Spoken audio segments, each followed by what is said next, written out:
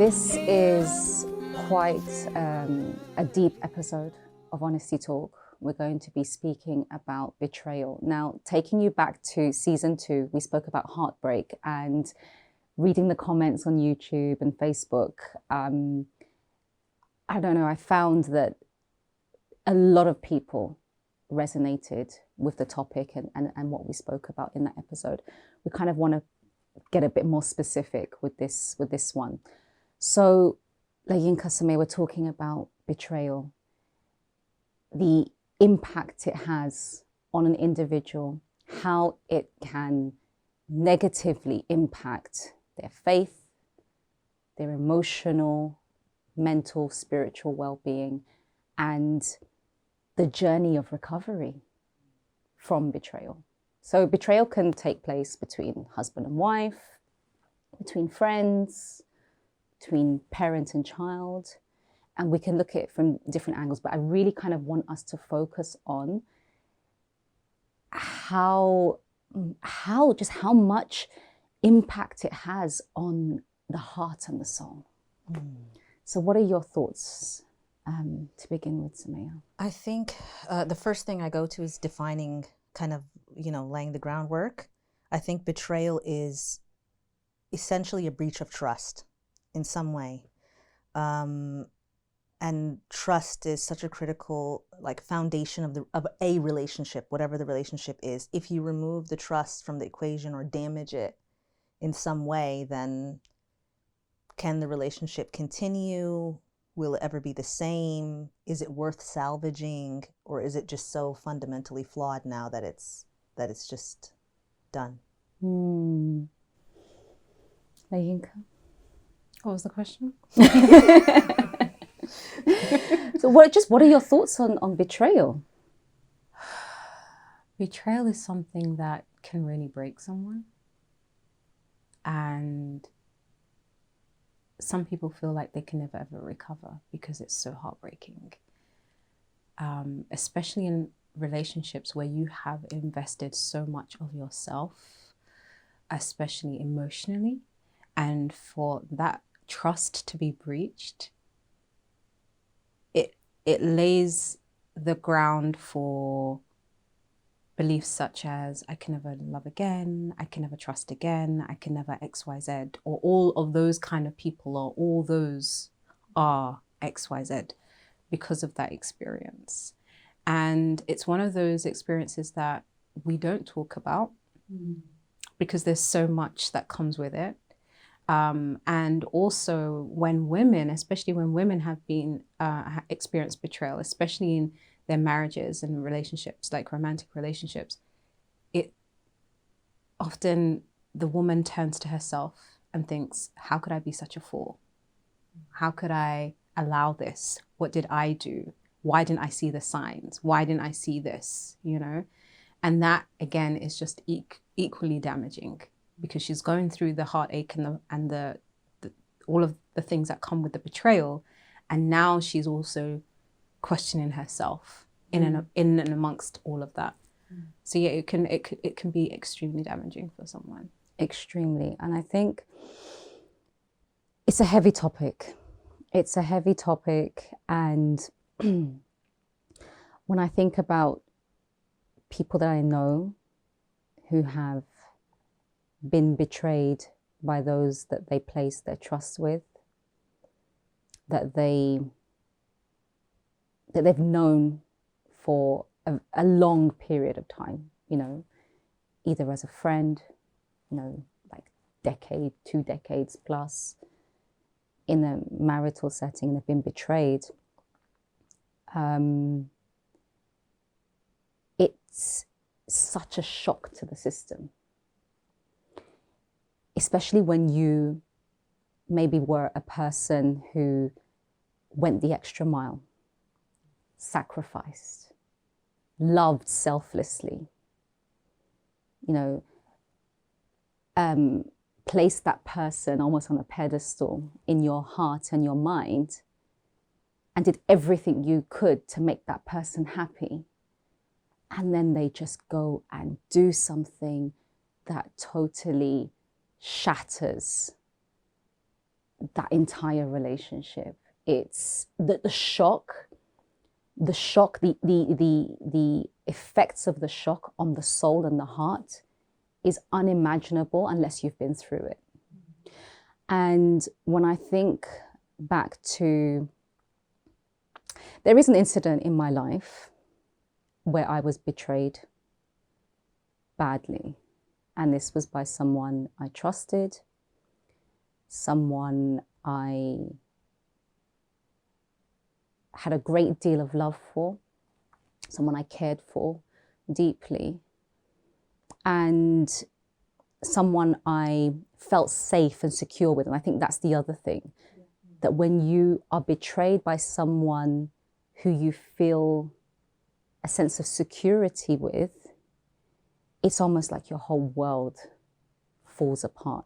So when I think back to my own experience of being betrayed by this person, and I think about friends that I have, like good friends that I have that have also been betrayed,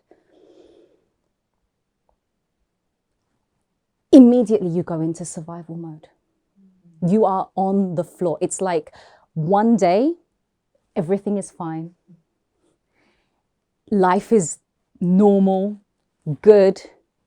You know, you have your struggles, and then one decision, one choice, one act of a breaking of a sacred bond of trust, it turns your whole world upside down.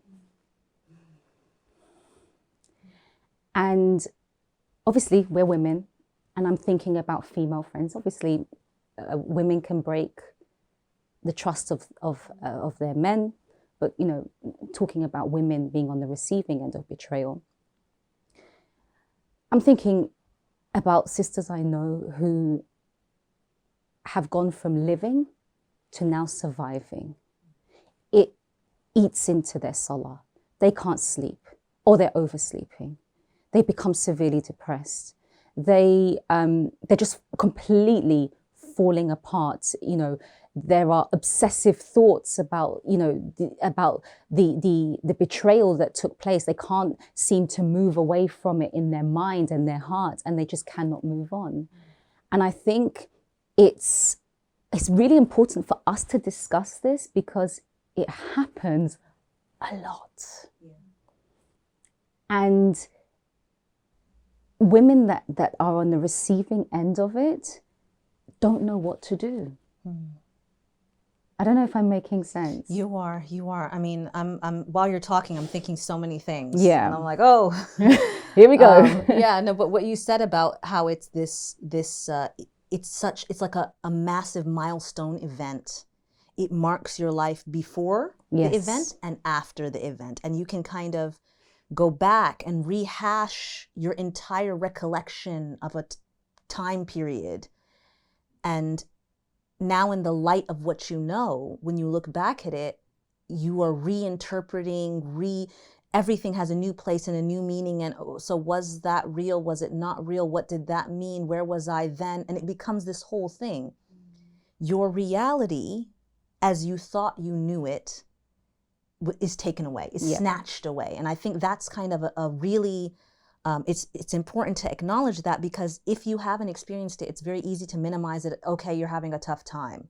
Everybody goes through but in that position, your entire world, your reality, like the way you perceive everything that happens to you, needs redefinition, readjustment.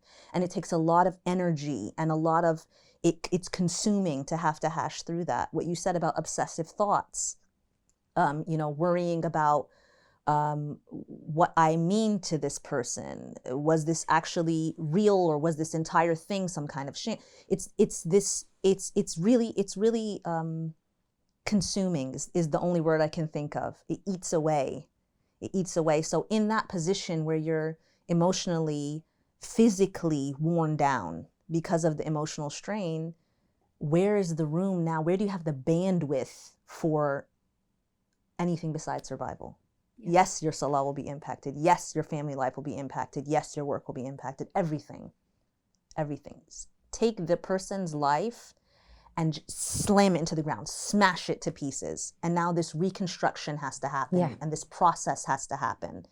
And it's formidable. It's hard work. It's hard work to, like you said, to find yourself in a position where you felt whole, and then to find yourself, you can almost see yourself in pieces on the floor as a result of the betrayal, and you don't have the energy to collect those pieces and piece yourself back together. All you can do is ruminate over, this person betrayed me, this person lied to me, this person deceived me, this person did this person, and it's consuming and it's overwhelming.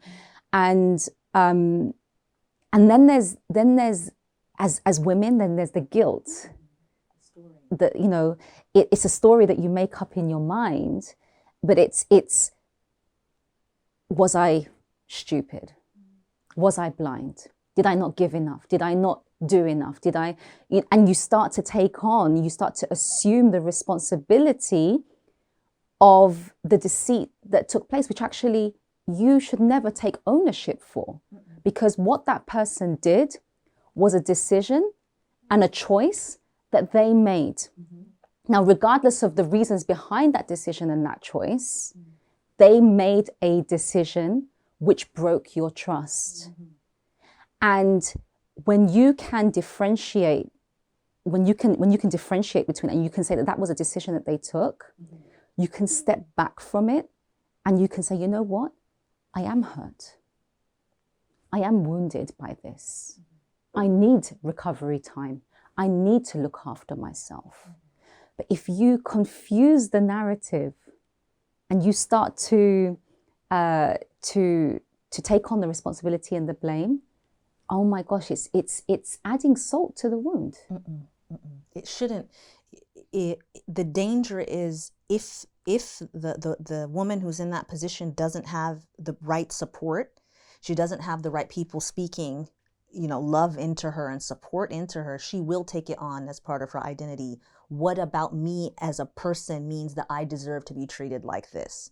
What about me brought this on? Is this how it's always going to be for me? And just like you said, now I swear off relationships and I swear off opening up and I swear off trusting. And that's a dangerous path to go. You mentioned a point in your kind of opening statement where you said it's a single decision that's going to create this before and after. And in my mind, I just thought, it's not though. And it's not a single moment. In a moment, it came into your awareness. Into your life. You now know the truth, but it has a process that was going on and you just now know about it. But this has been happening. You just weren't aware of it. And now it's like someone switched on the lights and everything just changes for you. And you start to question everything. You have to recalculate now and think, okay, this goes back how long? What's going on? And it's this whole thing. But in my heart of hearts, when I look at a woman in that position who's in the carnage, she herself has to be protected and rebuilt, and that identity and that, like you said, separating between a person deciding to do this to you and you deserving to be treated that way, or you being broken or flawed or damaged or something, because it doesn't, you don't need to take it on as it meaning something about you. It's just something they decided to do to you. Yes, and you're impacted, yes, but it shouldn't enter the realm of your identity. And I think especially in the realm of marriage and betrayal in marriage, there is that narrative that if I had done more, if I had X, or if I hadn't X, then they wouldn't have Y. And it's what you said about assuming responsibility for someone else's choice, how dangerous that is, because that rumination will go on and on and on and on, and that person has gone off with their life and they're gone on with their life. And that's the hardest part. You're breaking, you're broken, you're smashed on the ground, and that person is seemingly living their best life, completely oblivious to the damage that they've created, and also not taking responsibility for it most of the time, you know. Coming up with excuses, reasons as to why they lied, as to why they deceived, as to why they betrayed your trust. Very easily turning it back onto Yes. you, that it's because of that XYZ. But actually, no. Let's get real. You as a, let me not say that word. You as a human being made a decision to do something. And like you said, that decision has a run up to it, has a story, has a backstory. But you made this decision. Nothing that I could have done is deserving of you doing that to me. Yeah. And I think that is the key thing to remember. Nothing that I did is deserving of you doing that to me. There is no overlap between your immoral action and myself. Yes. And it's important for women who have been betrayed to separate the two. That person's immoral action, that person's deceit, lie, betrayal is separate from your being and your worth. I think when I think back to women who have been betrayed, they want to make sense of it. They desperately want to understand how this person could do such a thing to me. And what they do, and this is what I see time and time again with women that I've worked with friends, even thinking back to my own test, you know, with being betrayed, is that they want that person to somehow fix the situation, to come to them and say, no, it was because of A, B, and C, and I'm going to fix it. I'm sorry, and I'm going to turn it around. And they're desperate. They desperately want that person to miraculously take them to pre-betrayal.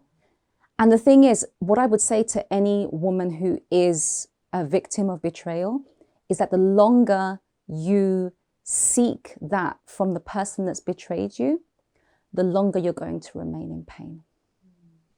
I want to talk a bit, because we do have a following of men brothers who watch bringing this, it now, right? And I want to speak to the fact that men do get betrayed, but they don't have the space to work through their emotions like women do. They don't get the support. They don't even get, it's like, move on, find a new something, find a new whatever. Or for some men, they actually overlook what the woman has done for the sake of staying in the marriage, for the sake of the children, for the sake of that. And I think it's really important for us to be balanced in that. Betrayal happens from women too. Absolutely. You know, men are also a victim to betrayal from women, but it's not spoken out as much about because of masculinity, wanting to be strong, not wanting to seem weak, and also a very weak support system for men in those situations. I think regardless of whether it's a man or a woman, it doesn't matter. Yeah. It's a case of two human beings who have a relationship with each other based on mutual trust, and something being done that just completely shatters that trust. And then finding yourself thinking, okay, how do I move forward with this relationship? Do I end it? Do I remain? If I remain, how can I trust this person? You start to question everything. It's like what you said. It's everything just falls apart. There was a before, and now it's just what do I do with this? You know, how do I make sense of the carnage? But how do I also move forward? And I think it's really it's so easy to just fixate upon the act of betrayal, but actually, when you're a victim of betrayal, and I know that this is challenging and it's hard, but you need to now focus on yourself. You need to heal. You need to go inwards. You need to you know that person did what they did for the reasons that they did, and there is no excuse for a betrayal of trust, period. But what is important is that you, as you on the receiving end of betrayal, now do everything to stand again. And that is, I think that's the key point. It's not the point of moving on. No. A lot of people focus on, men, women, focus on the act of moving on. I need to move on with my life, because it's like we've said, it's not easy to sit in pain and to work through the pain and to work through the pain. That healing is vital. And this is beyond watching a few YouTube videos. Yeah. This is beyond reading a couple of books.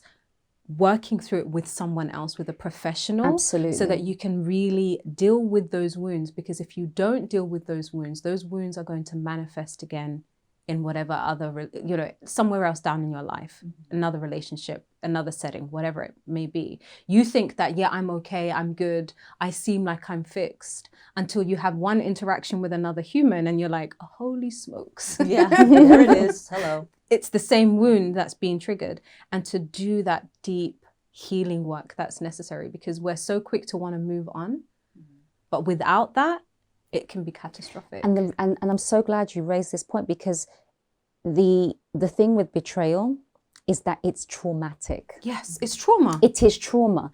And what trauma does is all of your unconscious wounds from childhood rise to the surface. They're triggered.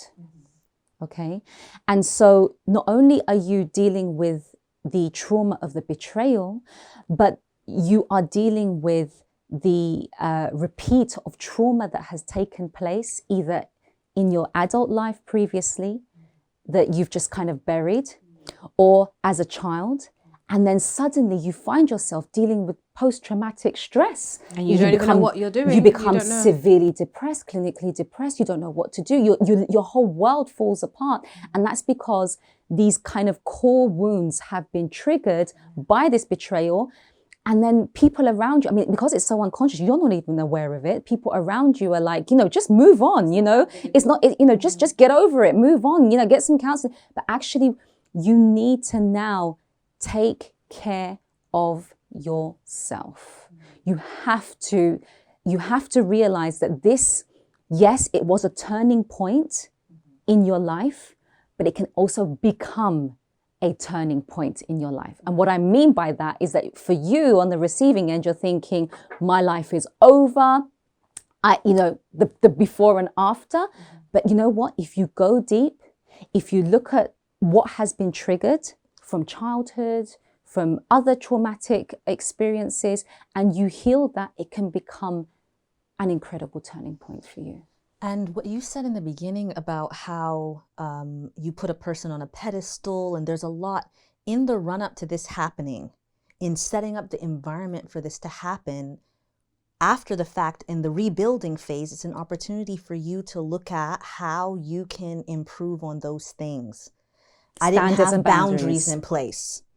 I was giving beyond what is even healthy for me to give. People pleaser. I was disregarding my own needs in the equation. These are things that have to be addressed so that in the next relationship, in the next experience, inshallah, you're able to come more whole and more healthy, and you're not putting yourself in that position where it's like, well, there I was pouring out my soul and they threw me in the... We're not doing that again. No. So you come back now and get clear. And subhanAllah, a lot of the women that I've worked with who are going through this specifically will say the same thing.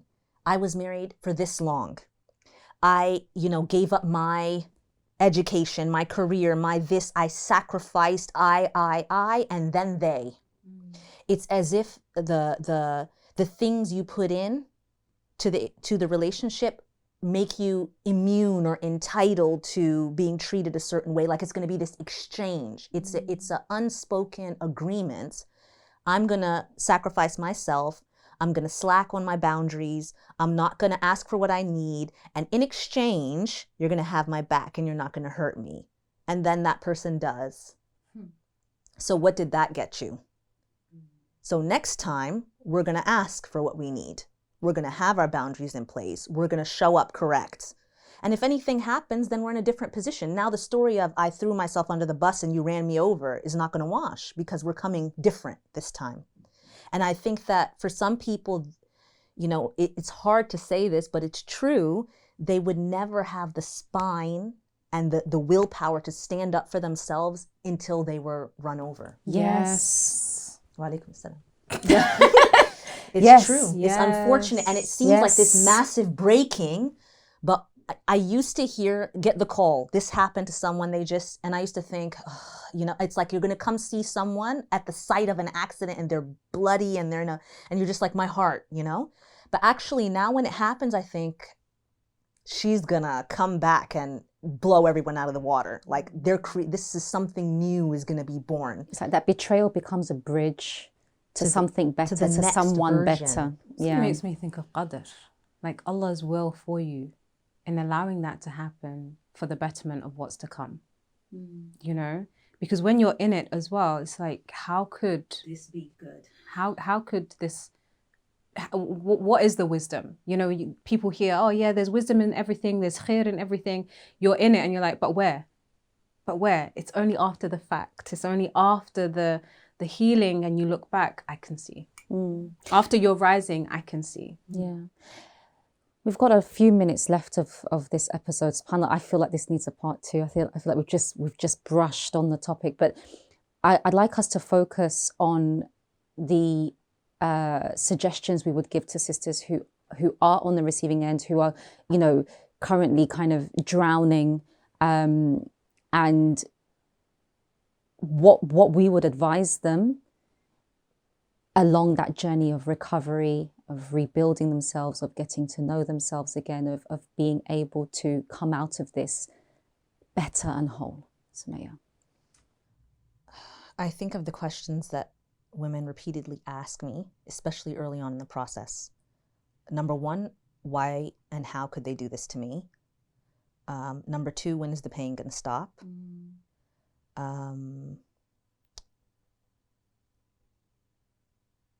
Number 3, am I ever going to be okay again, normal again? And number 4, I'm trying to understand the wisdom and why this is happening to me. And just like you said, I can't see how this could ever be serving me. And I would say to them that this is a process, and the very beginning is probably the worst part. It'll morph and change as it goes. I won't say it'll get easier, but it will change, and you will change. Yeah. And I think that it's important that you're willing to take this opportunity to find yourself and renew. Get the right support system around you. Find people who will help you, because doing this on your own, trying to keep it in secret because of social reasons, it's overwhelming. And if you don't have the right support, you can lose yourself. Yes. So don't risk it. Yeah. LaYinka? I think for me, it's be kind to yourself in the journey, because the beration will start, the guilt will start, and to remember that you aren't the one who brought it on yourself. Yes. Someone else brought it onto you. You didn't choose this for yourself. So be kind to yourself. Forgive yourself for the signs that you missed. Forgive yourself for the times that you let things slide. You know better now. Allow yourself to use this as a lesson to propel you to goodness. Where do I start? I think first and foremost, to accept, like any other difficulty, this is a test. It's a test from Allah. And when we know who our Lord is, Allah will only test you to bring out something very, very precious within you, to build you up for something different, something new. So I think framing the betrayal in that light, it just changes one's perspective. You will need to fall apart. You will need to fall apart. You will need to go through grief. You will need to cry. You will need to experience anger. You will need to go through 101 different emotions within 24 hours. And you need to allow yourself to simply feel what you need to feel. If you resist your emotions, you're going to be stuck in the aftermath of the betrayal longer. So it's very, very important for you to allow yourself to cry, to scream, to rant, to rave, to not be able to get out of bed at times, to, to just allow the feelings to escape your body. Because if you resist, you're going to trap the trauma of the betrayal inside your body, which will have an effect on you spiritually, emotionally, physically, and that's going to halt your progress. And the body keeps a score. And the body keeps a score. The body keeps a score. I would also say you need to get help. You need to work with a professional. And the sooner you begin to work with a professional, the sooner you'll be able to identify red flags that you missed. You'll be able to identify core wounds, maybe from childhood, that are being triggered. There's just so much that will come from this, and that will aid you on your road to recovery. And just ask those, your loved ones for help. Get people to cook for you when you can't. Go out for walks, journal. You're not going to find the solution with the person that betrayed you. That's like, I cannot emphasize that enough. Though you want that person to fix it and to fix you, you are never going to heal as a result of the person that did you wrong. You need to now give yourself the love that you seek from the person that's no longer giving it to you, or that betrayed your love or betrayed your trust. You need to trust yourself. You need to ensure that you're not betraying yourself. And that itself, in terms of trusting yourself, is a journey. Yes. Yeah. Yes. So, I mean, like I said, we could go on about this, but I really, really hope that this episode provides some type of guidance on your journey to heal. And we ask Allah to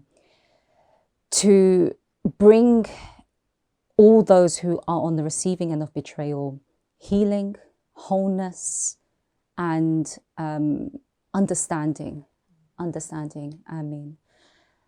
So please share your thoughts and feelings about this very, very heavy topic in the comment section, and we very much look forward to speaking with you again at the next episode, inshallah.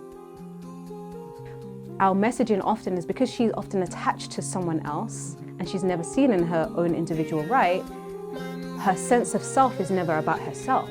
It's so important, particularly for our daughters, as they then become wives and mothers. Depending on the cultural background, there's a real strong aversion to being selfish. You learn these things for yourself.